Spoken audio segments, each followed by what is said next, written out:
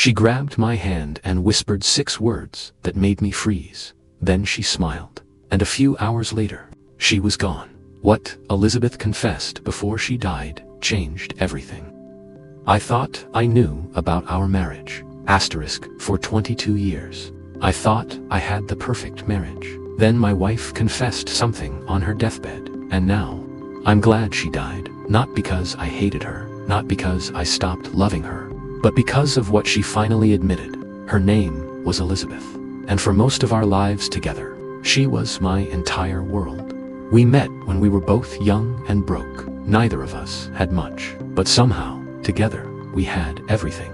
On rainy mornings, we'd sit by the kitchen window drinking coffee while listening to the rain outside. On weekends, we'd take long drives with no destination sometimes. We'd dance in the living room while old songs played softly in the background. Elizabeth laughed at my terrible jokes. I pretended not to notice when she'd steal fries from my plate. We watched movies together and often fell asleep on the couch.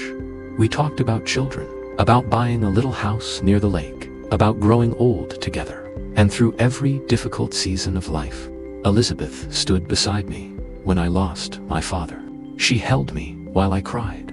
When money was tight, she reassured me that we'd get through it. Whenever life became difficult, she'd point to our wedding photograph sitting proudly on the shelf and smile. We survived worse, she could say, and somehow we always did, or at least, that's what I believed. 3 years ago, Elizabeth was diagnosed with terminal cancer.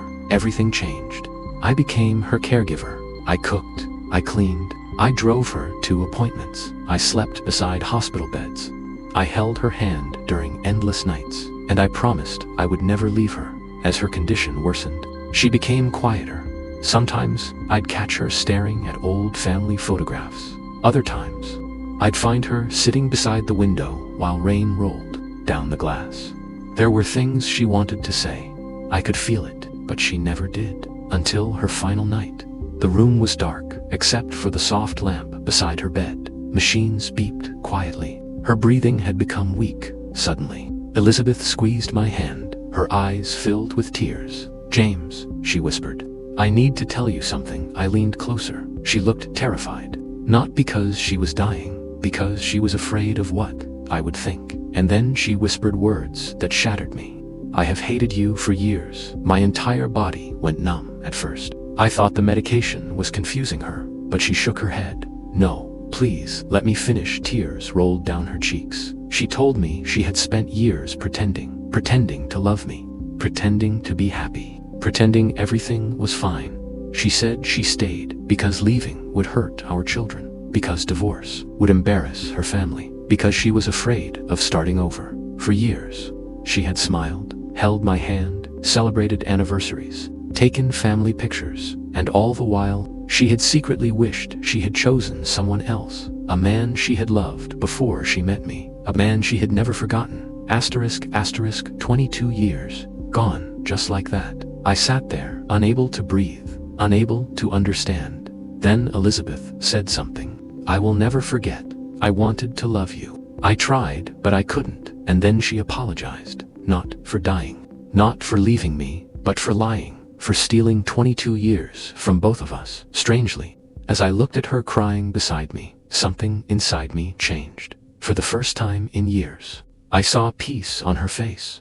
Not fear, not regret, only peace. She was finally telling the truth, and maybe she had been suffering far longer than I ever knew. A few hours later, Elizabeth died. Everyone expected me to collapse, to scream, to curse God, but I did not. Because, for the first time in years, neither of us was pretending anymore. Months later, while cleaning the house, I found an old handwritten note hidden inside a locked drawer. It was addressed to me. My hands trembled as I unfolded it. Elizabeth had written, "You deserved someone who loved you completely. I am sorry. You deserved someone who loved you completely. I hope one day you're free enough to forgive me." "And yourself," I cried, harder than I had at her funeral. Not because she was gone, but because I realized something painful. We had both wasted years living a lie. Neither of us had the courage to admit the truth, and maybe Her death finally set us both free. The wedding photograph still sits on the shelf, but now, when I look at it, I don't see betrayal. I don't see anger. I see two people who tried, two people who stayed, and two people who should have let each other go much sooner. People are horrified when I say this, but it is the truth. I'm glad Elizabeth died, because death finally gave her the peace she never had in life. And maybe it gave me mine too.